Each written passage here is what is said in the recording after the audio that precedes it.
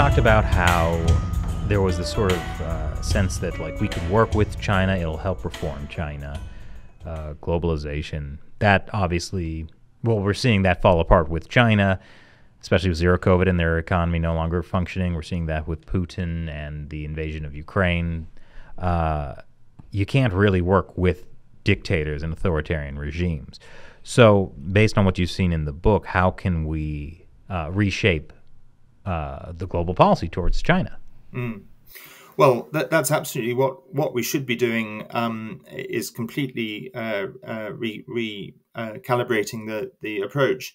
I've never been someone who says that we shouldn't engage with China, because I think with a country that size and with that influence, you can't really not communicate. And even at the height of the Cold War with the Soviet Union, we had points of contact with them. For me, the question is not should we engage, but how to engage, on whose terms, with what objective, and in what ways. And so I think we should be certainly reevaluating the economic relationship, if not decoupling, at least certainly significantly diversifying our economic relationships, so that we're not dependent on China. We should stop having Chinese investment in critical industries and sectors, and we should be looking at punitive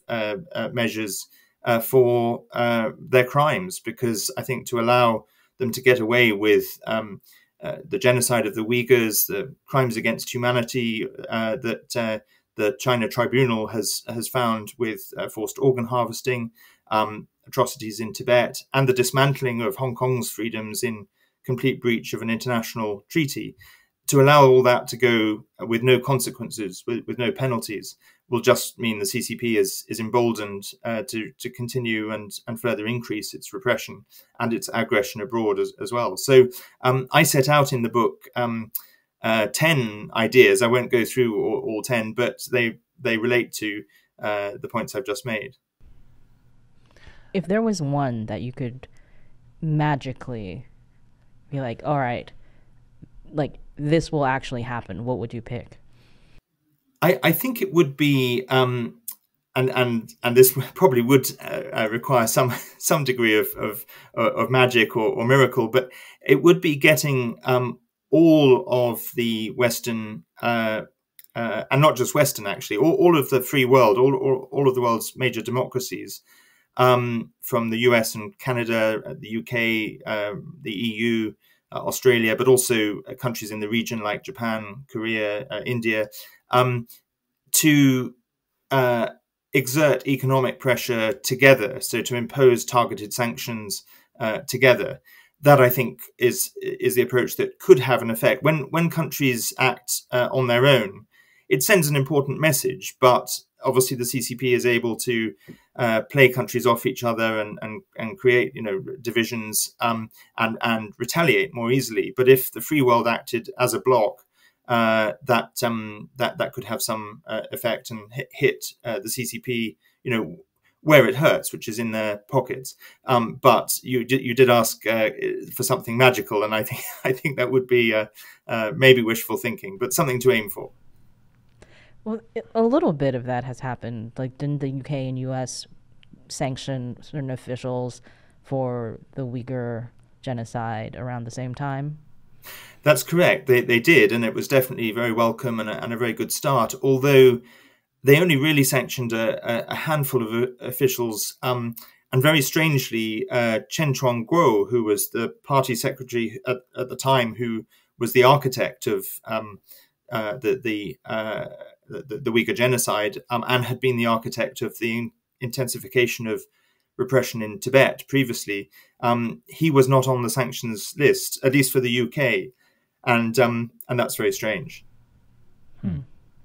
But yeah, I see what you mean about how it would really take some kind of miracle as it currently stands for a lot of these countries to work together, because you just had the German Chancellor go to China and made some remarks about the Uyghurs, but also was like, oh, yeah, well, we need to do business with China.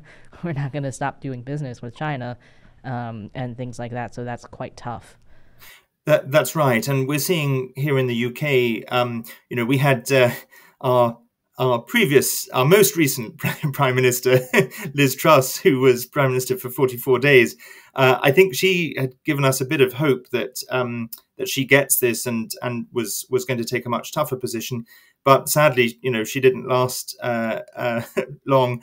And Rishi Sunak, the new Prime Minister, is sending out mixed messages. I mean, he's on the one hand, he gave a speech a week or so ago where he declared the so-called golden era of a few years ago, golden era of Sino-British relations, to be dead and to be in the past. And he's described China as the biggest challenge for the UK. And he said that the UK must, stand up for our values, and that's all very welcome. And you wouldn't have even had that a few years ago. But at the same time, he's also talked about the importance of the business relationship, and he's used a new expression which we're all trying to either find out what it means or perhaps try to define for him in a way that is helpful to our cause. He's used the phrase robust pragmatism.